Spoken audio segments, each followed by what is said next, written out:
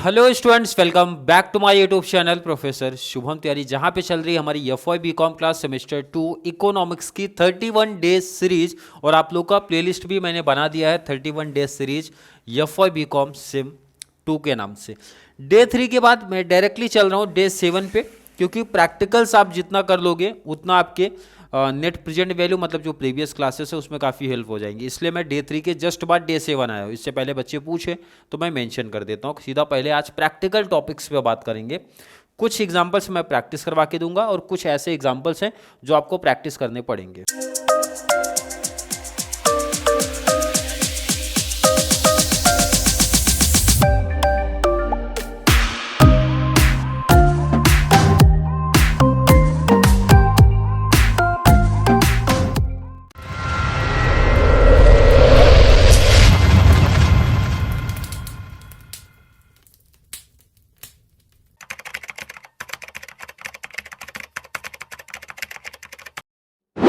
अब जरा क्वेश्चन देखो, ये question number 1।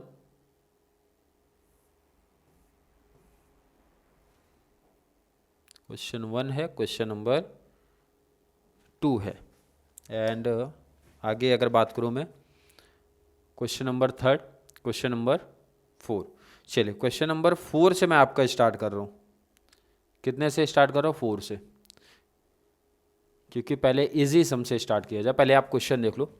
In the following tables are 4 projects with the initial investment and annual cash flow. Calculate the payback period for each project and rank the project. मार्च 2018 में ये question बना है, वहीं से मैंने क्वेश्चन पिक किया है। रेगुलर क्लास की मैं बात कर दूं, प्रोजेक्ट का नाम दिया है भाई ABCD। 4 प्रोजेक्ट हमारे पास है। इनिशियल इन्वेस्टमेंट बोले तो प्रोजेक्ट ए में 60,000 रुपीज़ मैंने लगाया है, प्रोजेक्ट बी में 40,000 लगाया है, प्रोजेक्ट सी में 30,000, प्रोजेक्ट डी में 20,000। एंड एनुअल कैश फ्लो अपने को दे के रखा है। प्रोजेक्ट ए में 15,000 पर ईयर आएगा, बी में 8,000 पर ईयर आएगा, सी में 15,000 पर ईयर आएगा, डी में 20,000 पर ईयर आएगा। क्लियर है? आई थिंक क्लियर कॉन्सेप्ट होगा।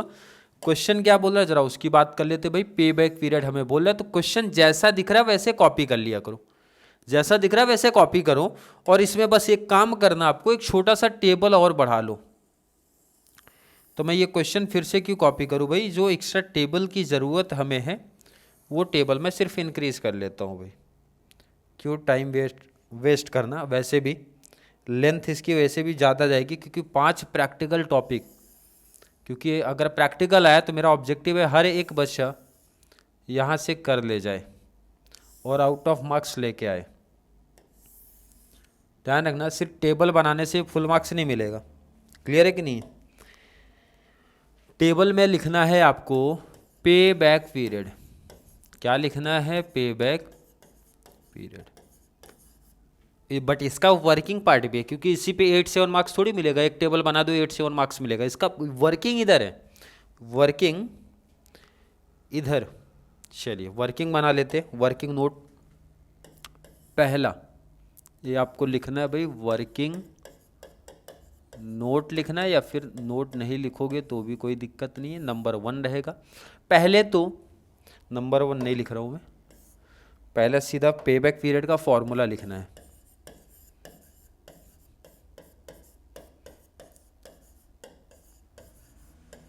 पे बैक पीरियड का फॉर्मूला क्या सिखाया गया? 3rd क्लास में मैंने बताया था। Investment divide by annual cash flow. Annual cash flow, ये फॉर्मूला था आपका। क्लियर है? चलिए प्रोजेक्ट ए की मैं जब बात करता हूं, इन्वेस्टमेंट कितना है प्रोजेक्ट ए का? 60,000 आपको सामने दिख रहा है, ध्यान से देखना इधर। 60,000 डिवाइड बाई 15,000 कितना आ गया आपका अगर काउंट करोगे तो? Sir 4 year. कोई दिक्कत किसी बच्चे को नहीं होनी चाहिए। तो ये आपका हो गया भाई 4 ईयर्स। कोई दिक्कत है? कोई प्रॉब्लम नहीं। सेकंड की बात कर लो, प्रोजेक्ट बी की। ध्यान देखना कितना सिंपल क्वेश्चन। कितना इन्वेस्टमेंट है? 40,000। कैश फ्लो कितना जा रहा है आपका? 8,000 का। तो 8 फाइजा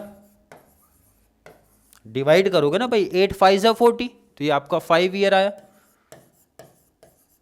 किसी बच्चे को कोई प्रॉब्लम आई थिंक नहीं होनी चाहिए। प्रोजेक्ट सी की मैं बात करता हूं, जब प्रोजेक्ट सी की जब बात करूंगा, प्रोजेक्ट सी में इन्वेस्टमेंट कितना 30,000, 30 डिवाइड बाई 15, तो 15 टू जा बोले तो 2 ईयर्स, तो यहां पे इस केस में ये क्या बन जाएगा 2 ईयर्स हो जाएगा। कोई दिक्कत है नहीं। नेक्स्ट प्रोजेक्ट डी, डी कितना है 20,000, ये हमारा इन्वेस्टमेंट है सॉरी। कैश फ्लो कितना दिख रहा है अपने को 20,000, ये मैं बात करूं कितना आ जाएगा 1 ईयर। देखो कितना सिंपल क्वेश्चन 8-7 के पैटर्न में बना है, देखो कितना बहुत सिंपल क्वेश्चन है। तो ये आप क्या लिख दोगे 1 ईयर, 1 ईयर लिख दिया। कोई डाउट कोई कंफ्यूजन सा फील हो रहा है? नहीं सर, लेकिन मेरे बच्चे यहाँ पे एक और डिटेल दे के रखा है आपको। क्या? पेबैक पीरियड तो हमने निकाल दिया, कोई दिक्कत नहीं, बट रैंक को भी, रैंक की बात कर रहे हैं। तो यहाँ पे एक जस्ट इसीलिए तो टेबल में बड़ा खींचा था ना भाई, रैंक आपको देना है। आप यहाँ पे लिखो रैंक। रैंक अब देखो इधर सिंपल क्वेश्चन, आपके पास 4 प्रोजेक्ट था, चारों का इन्वेस्टमेंट भी अलग अलग है, चारों का एनुअल कैश फ्लो भी अलग है। अब बताओ कि भाई पेबैक पीरियड के अकॉर्डिंग रैंक कैसा दोगे? तो सर सिंपल एक लॉजिक है, जिसका पैसा जल्दी रिटर्न आया है उसी के हिसाब से रैंक मिलेगा।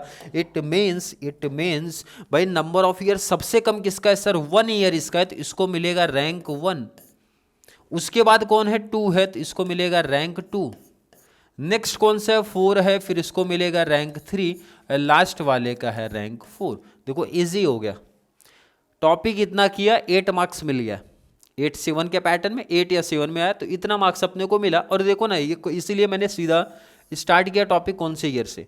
सर ऐसे ही क्वेश्चंस देखने मिलेंगे? नहीं, कंपलसरी नहीं, हमेशा इसी टाइप का पैटर्न रख दे भाई। ये टाइप भी आ सकता है, और भी टाइप्स की बात करते हैं, और भी टाइप्स की बात करेंगे। प्रैक्टिस इसीलिए तो करवा रहा हूँ भाई, अगर कोई बच्चा इकोनॉमिक्स के लिए यहाँ पे हमारे यहाँ कनेक्ट होगा तो कहीं और जाने की इसको ज़रूरत नहीं है, यहीं से पूरी प्रिपरेशन करवा दूंगा मैं। अब ज़रा ध्यान दो, अगर इस टाइप के क्वेश्चंस दिखे तो प्रॉब्लम में आ सकते हैं मेरे बच्चे। In the following tables are 4 project, फिर से दे के रखा है, with their initial investment and their annual cash flow, calculate payback period. बोला पेबैक पीरियड हमें बताइए और उसके बाद रैंक भी दीजिए। तो काफ़ी बच्चे बोलेंगे सर ये होमवर्क कर दो। नहीं, मुझे पता है कुछ बच्चे यहाँ पे प्रॉब्लम में आएंगे, और कहाँ प्रॉब्लम होगी उसकी ही बात करेंगे। मैंने बताया था क्वेश्चन भी भाई, क्वेश्चन में 2 बार तो लिखूंगा नहीं, इसीलिए मैं टेबल एक सीधा एक्स्ट्रा ऐड कर देता हूँ। टेबल अब हर एक बच्चे को समझ में आ रहा होगा कि भाई 2 टेबल एक्स्ट्रा हमारे इस केस में ऐड होते हैं पेबैक पीरियड में। वीडियो की लेंथ थोड़ी ज़्यादा रहेगी तो कोई बच्चा बोर नहीं होगा, किसी को बोरिंग सा नहीं लगना चाहिए। क्लियर है? चलिए, टेबल क्या बनता है अगर मैं आपसे पूछूं? एक तो बनेगा पेबैक पीरियड, सेकंड बनता है रैंक, क्योंकि हमें रैंक भी देनी है। क्लियर है कि नहीं है? बट इसका वर्किंग नोट भी तो बनाना है, जैसा आपने इसका बनाया था वैसे इसका भी वर्किंग चाहिए। कोई दिक्कत नहीं, वर्किंग कर लेते हैं इसका भी। जरा ध्यान देना इधर, वर्किंग पार्ट आपका वर्किंग नोट बोल दो आप, या फिर नोट्स बोल दो, कोई बात नहीं है। पहले तो फॉर्मूला लिख दो आप इसका, किसका? पेबैक का। पेबैक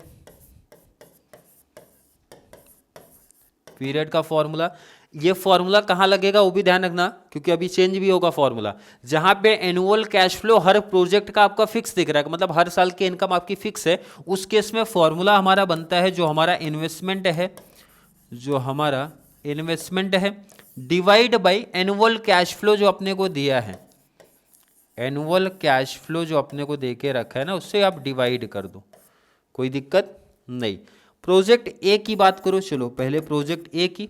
इन्वेस्टमेंट कितना है? 30,000 divide by annual cash flow कितना?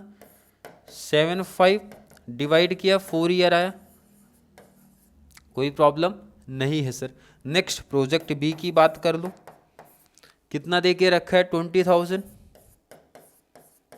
डिवाइड बाई कितना हो जाएगा उधर पे? 4,000, तो 4 5 ये आ गया 5 ईयर्स। कोई प्रॉब्लम किसी बच्चे को नहीं होनी चाहिए। प्रोजेक्ट सी का मैं बात कर लूँ, ये तो सॉरी इजी क्वेश्चन था। 15,000 डिवाइड बाई 75 तो ये तो हो गया 2 ईयर्स। ये तो आसान क्वेश्चन जा रहा है। 10,000 डिवाइड बाई 10 प्रोजेक्ट डी के लिए कितना आ गया? 1 ईयर। सॉरी, ये तो आसान वाला क्वेश्चन था, मुझे लगा कुछ डिफरेंट है, डिफरेंट आगे है क्वेश्चन, बात करेंगे। ये तो सिंपल था। तो आप पे बैक पीरियड लिख दो 4 5 2 1, 4 ईयर्स लिख दो आप, 4 ईयर्स, 5 ईयर्स और 2 ईयर्स 1 ईयर्स, 2 ईयर्स 1 ईयर्स। मैं आपसे पूछूं इसको रैंक आप दे सकते हो, कोई भी बच्चा बता देगा सर रैंक 1 देना है, क्योंकि जिसका ईयर कम है भाई छोटे से बड़े शिफ्ट होना 1 है, फिर ये रैंक 2 हो जाएगा, ये रैंक अपना 3rd हो जाएगा 4 ईयर, ये रैंक 4 हो जाएगा। ये तो कोई हार्ड बात नहीं था, ये तो आसान क्वेश्चन था, हार्ड भी आने वाले हैं।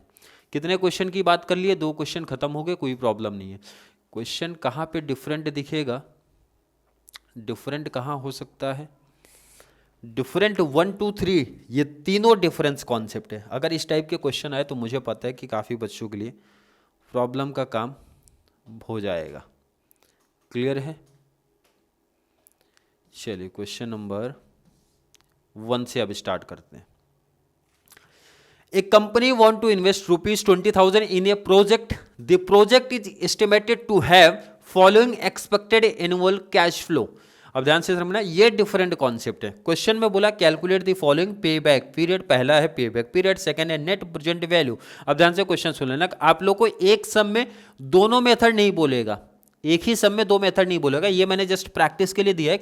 इसी सम को आपको पे बैक पीरियड से जाना है, इसी सम को आपको नेट प्रेजेंट वैल्यू से जाना है, जो कि कॉस्ट ऑफ कैपिटल 10% दे के रखा है। पहले बात कर लेते हैं पे बैक पीरियड की। इस सम को पे बैक पीरियड से आप कैसे सॉल्व करोगे? पहले हम लोग पे बैक पीरियड की ही आज बात करने वाले हैं। तो चलिए पे बैक पीरियड के लिए टेबल एक एक्स्ट्रा ऐड हो जाएगा आपका, ध्यान रखना। अभी पे बैक पीरियड की ही पहले बात करेंगे, क्योंकि ध्यान दो इधर प्रोजेक्ट कितने का है? 20,000। अब यहाँ पे कैश फ्लो हर ईयर का डिफरेंट है। जैसे पहले साल में कुछ कैश फ्लो ही नहीं आया, मतलब पहले साल कोई पैसा नहीं मिला, सेकेंड ईयर 7,000 मिला, थर्ड ईयर 7,500 मिला, नेक्स्ट ईयर 6,000 मिला, नेक्स्ट ईयर 5,000 मिला। अब यहाँ पे कैश फ्लो डिफरेंट है, प्रोजेक्ट एक ही है, एक ही प्रोजेक्ट में आपने 20,000 का इन्वेस्टमेंट किया है। तो ज़रा आप बताओ कि भाई इस केस में कैसे सॉल्व करोगे? अगर जिस बच्चे को पे बैक पीरियड का थ्योरेटिकल पार्ट अगर याद होगा तो उनको परफेक्ट समझेगा ये कॉन्सेप्ट, क्योंकि मैंने बताया था जिसमें आपका कैश फ्लो डिफरेंट रहता है उस केस में एक न्यू टेबल निकल के आता है, जिसको हम लोग बोलते हैं क्यूमुलेटिव कैश फ्लो। क्या बोलते हैं? Cumulative cash flow in rupees. कैसे होगा? पहले साल का 0 है तो ये भी 0, सेकंड का 7 है तो 7,000, नेक्स्ट का 7,500 है, प्लस करो, प्लस करते हो, क्यूमुलेट बोले तो प्लस होने की बात हो रहा है। 7,500 प्लस किया, 7 + 7 14,500 हो गया।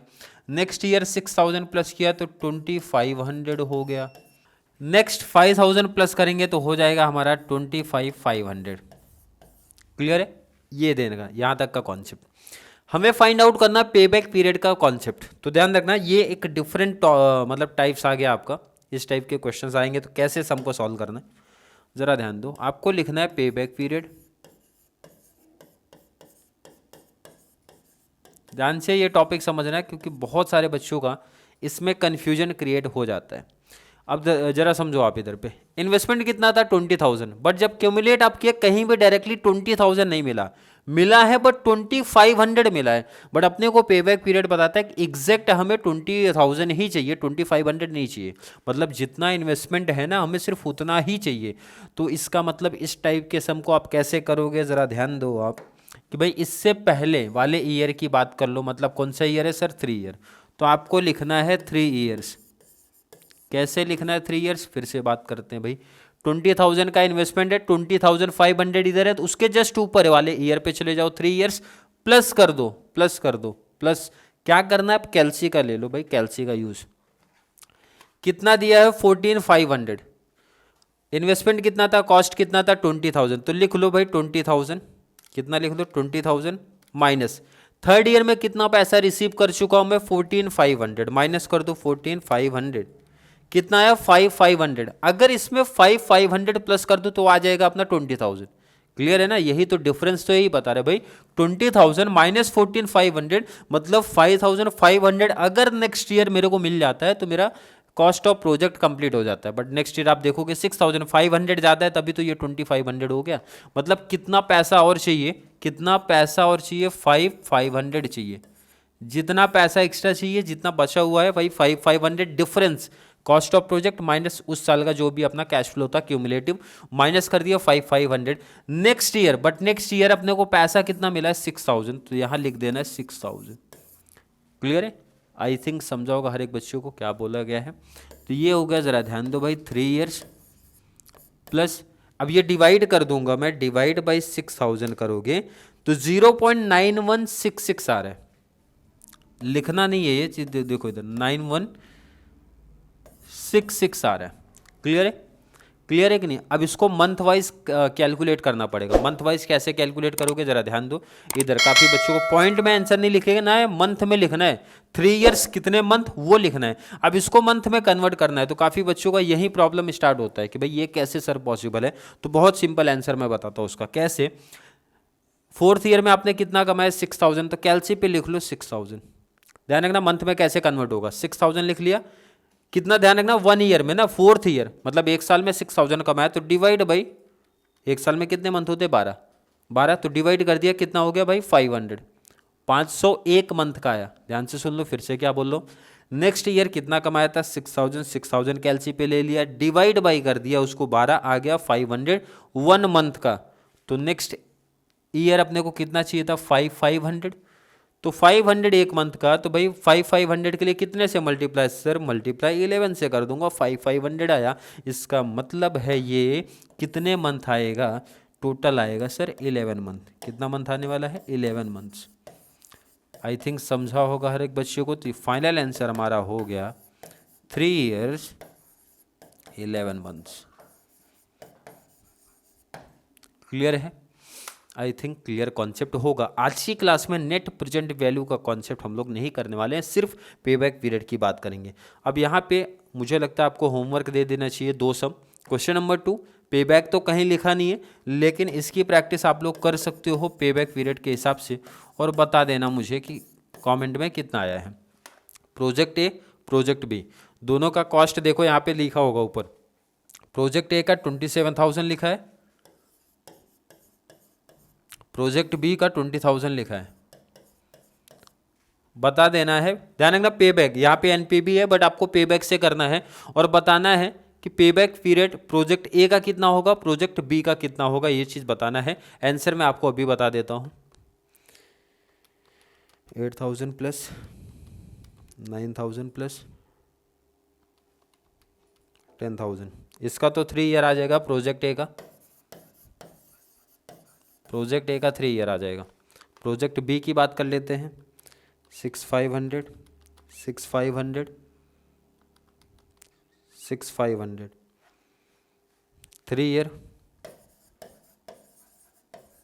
3 ईयर प्लस मंथ भी आने वाला है इसमें।